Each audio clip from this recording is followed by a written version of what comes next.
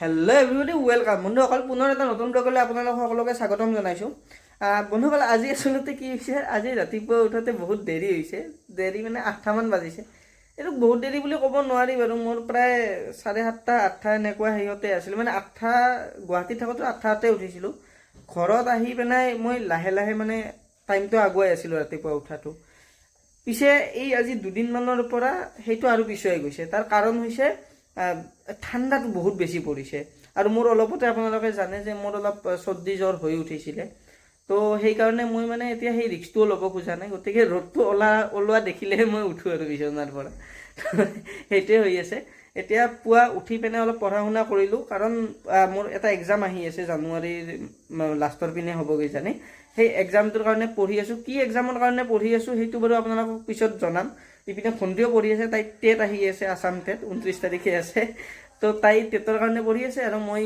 মোৰ এক্সামটোৰ কাৰণে পঢ়ি আছোঁ সেইটো বাৰু আপোনালোকে গম পাব পিছত লাহে লাহে সেইকাৰণে এতিয়া যিখিনি পঢ়া শুনাৰ কাম আছিল সেইখিনিও কৰিলোঁ ৰাতিপুৱা উঠি আজি আৰু পঢ়া শুনা একো দেখুওৱা নাই বাকী এতিয়া পুৱা ভাত খাম ভাত খাই উঠি যাব লগা আছে মোৰ পুখুৰীত অলপ কাম আছে সেই পুখুৰীৰ কামখিনি কৰি লওঁ বা মাৰ ফোনৰ উৎপাত সেই এতিয়া মানে সেই পুখুৰীত যাওঁ মানে ভাতটো খাই পিনে পুখুৰীত যাম তাতে অলপ কাম আছে সেইখিনি কৰি আজি পাঠশালা যাব লগা আছে কিয় যাব লগা আছে সেইটো আপোনালোকে গম পাব ৰ'ব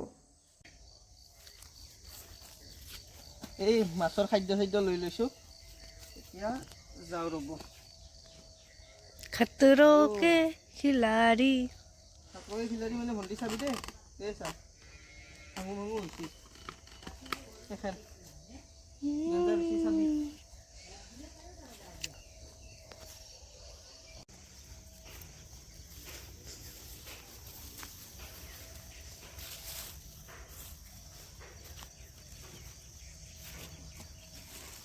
তো গাইছ এতিয়া আমি পুখুৰীত আহি পালোঁ ময়ো আজিকালি গাই ষ্টাৰ্ট কৰিছোঁ ৰ'ব সৌৰভ যোশী আৰু আমাৰ অসমৰ ইউটিউবাৰ হোৱাৰ দৰে তো এতিয়া আহি পালোঁ পুখুৰীত বেলেগ কাৰণত নহয় পুখুৰীত আহিছোঁ মাছৰ খাদ্য দিব পিছে কেছটো হৈছে কি যিহেতু ঠাণ্ডা পৰিছে ঠাণ্ডাৰ দিনত আচলতে মাছে বহুত কম খাদ্য খায় ইয়াৰ মেইন কাৰণ হৈছে আপোনালোকে যদি কেতিয়াবা সৰুতে নিশ্চয় চবেই পঢ়িছে সেইটো হৈছে শীতল ৰক্তি প্ৰাণী আৰু উষ্ণ ৰক্তি প্ৰাণী মাছবোৰ আচলতে শীতল ৰক্তি প্ৰাণী হয় সেইকাৰণে মাছে কি কৰে ঠাণ্ডাৰ দিনত তেওঁলোকৰ মেটাবলিজিমটো একদম শ্ল' কৰি দিয়ে আৰু তেওঁলোকৰ চলা ফিৰা একদম কম কৰি দিয়ে ফলত মাছে মানে কি ঠাণ্ডাৰ দিনকেইটা ছাৰ্ভাইভ কৰিব পাৰে লগতে কি হয় মাছে খাদ্য খোৱাও বহুত কম কৰি দিয়ে কাৰণ মুভ বহুত কম কৰে মেটাবলিজিম শ্ল' কৰি দিয়ে গতিকে তেওঁলোকে খানা বহুত কম খায় কিন্তু এই অলপ ৰ'দ দি আছে গতিকে মই ভাবিলোঁ কি এই ৰ'দৰ সময়খিনিতে যদি অলপ মাছক খানা চানা দিব পাৰোঁ সুবিধা হয়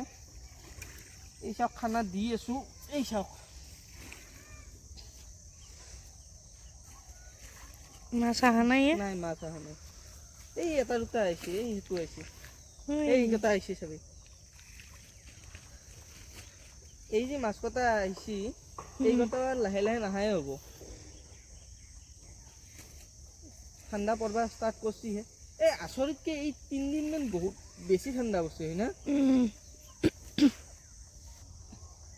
এই যে মই এইটো কৈ আছিলোঁ যে মেটাবলিজিম শ্ল' কৰি দিয়ে সেই কৰি দিয়ে এইটোকে কয় শীত নিদ্ৰাত যোৱা বুলি যিটো আমি ভালুকৰ কাৰণে পঢ়িছিলোঁ সাপৰ কাৰণে পঢ়িছিলোঁ সেইটো কিছু ক্ষেত্ৰত মাছৰ কাৰণেও মানে এপ্লিকেবল হয় আৰু দ্বিতীয় কথাটো হৈছে কি যিবোৰ মানুহে মাছ পালন কৰে বা যিবোৰে মাছ পালন কৰিম বুলি ভাবি আছে তেওঁলোকৰ কাৰণে কওঁ আপুনি যদি মাছ পালন কৰিম বুলি ভাবিছে না আপোনাৰ কাৰণে চবতকৈ ক্ৰুচিয়েল টাইমটো হয় এই ঠাণ্ডাৰ টাইমখিনিত মাছে কমকৈ মুভ কৰে বতাহ কমকৈ হেৰি হয় ফলত কি হয় পানীত অক্সিজেনৰ মাত্ৰাটো কমি যায় আৰু এই অক্সিজেনৰ মাত্ৰাটো কমি গ'লে লাহে লাহে কি হয় আৰু এটা বস্তু হয় কি পানীও কমি যায় যিহেতু খৰালি পৰেতো খৰালি পৰাৰ ফলত কি হয় পুখুৰীৰ পানীৰ স্তৰটোও কমি যায় ফলত পুখুৰীত পানীৰ পৰিমাণ কমি যায় কিন্তু যিবোৰ আপোনাৰ এমনিয়া যিবোৰ ধৰক বিষাক্ত বস্তু আছে যিবোৰে মাছক আচলতে এফেক্ট কৰিব পাৰে সেইবোৰৰ পৰিমাণটোতো একে থাকে ফলত পানীত যিটো সেই এমনিয়া বা সেইবোৰৰ ঘনত্ব আছে সেইবোৰ বাঢ়ি যায়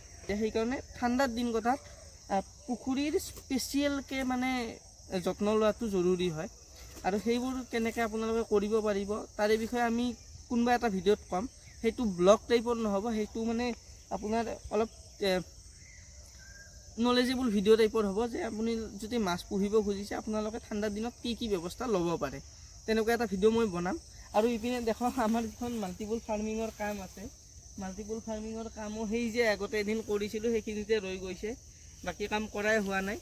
আচলতে মোৰ এই যিটো কৈছোঁ এক্সাম এটা আহি আছে, সেই এক্সামটোৰ কাৰণে কৰা হোৱা নাই, কাৰণ ইমান টাইম দিব পৰা নাই। ইয়াত কাম কৰিম আৰু ক'ৰবাত বেমাৰ চেমাৰ হ'ব। আৰু এটা কথা, ইয়াত ডেইলিতো কমচে কম 2.5 ঘণ্টা 3 ঘণ্টা সময় এটা দিব লাগিব, লগত ভিডিঅ' বনাই আছোঁ, ফলত মানে পঢ়াৰ টাইমটো নাপাওঁ।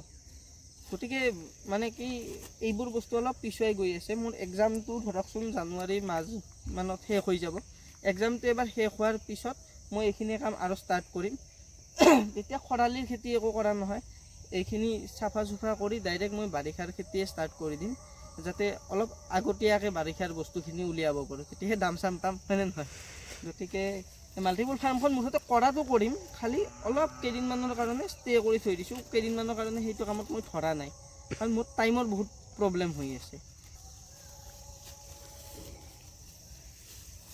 এতিয়া আমি পাঠশালা আহি পাইছোঁ। পাঠশালাৰ এইখন মানে কি বাইক চাইক ভাল কৰাৰ কাৰণে এখন দোকান। দাদাই ইয়াত মোৰ বাইকখন ভাল কৰি আছে। মোৰ বাইকখনত কিছুমান প্ৰব্লেম পাই আছিলোঁ আৰু ছাৰ্ভিচিঙো কৰা হোৱা নাছিলে বহুত দিন, মোবিল চবিল চেঞ্জ কৰা হোৱা নাছিলে।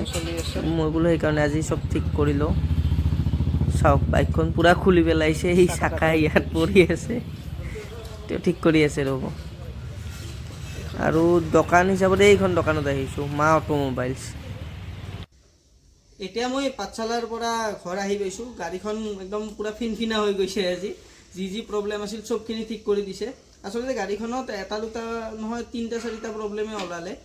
এটা প্ৰব্লেমটো ওলালে আপোনাৰ এই চেইনৰ প্ৰব্লেম হৈছিলে। চেইন তাত মানে চেইন চকেটটো আচলতে চেঞ্জ কৰিবলগীয়া হৈছে, তথাপিও মেৰামতি কৰি দিছে আৰু।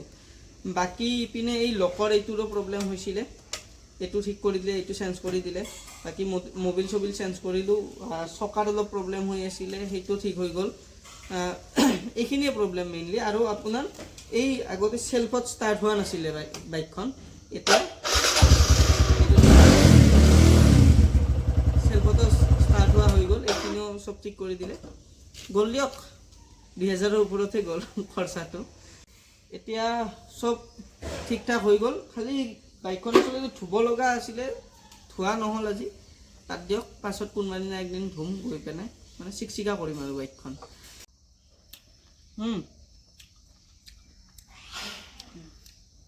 বাইকখন ভাল কৰি আহোঁতে পাঠশালাৰ পৰা ৰবাব টেঙা লৈ আহিছিলোঁ, ভণ্টিয়ে সেই কৰিলে। খাওঁ ৰ'ব এতিয়া। ৰ'দ পৰিব বুলি ইয়াত বহিলোঁ, ময়ো বহিছোঁ, ৰ'দৰ একো নোহোৱা হ'ল। কেনে আনলাকি।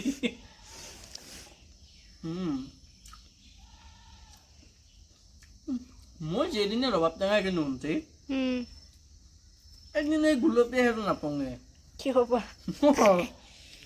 এইবাৰো দেখছ না, বগা বগা। এই বৰমাৰ পৰা যে আনিছিলোঁ সেইটো ভাল আছিল।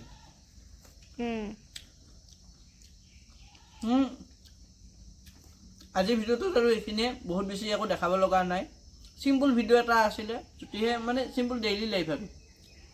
যদি ভিডিঅ'টো ভাল পাইছে লাইক কৰিব, ভিডিঅ'টোৰ বিষয়ে কিবা ক'ব লগা আছে কমেণ্টত লিখিব, আৰু মোৰ এই চেনেলটোক ছাবস্ক্ৰাইব নিশ্চয় কৰিব। আজিৰ বাবে এইখিনিয়ে, ধন্যবাদ।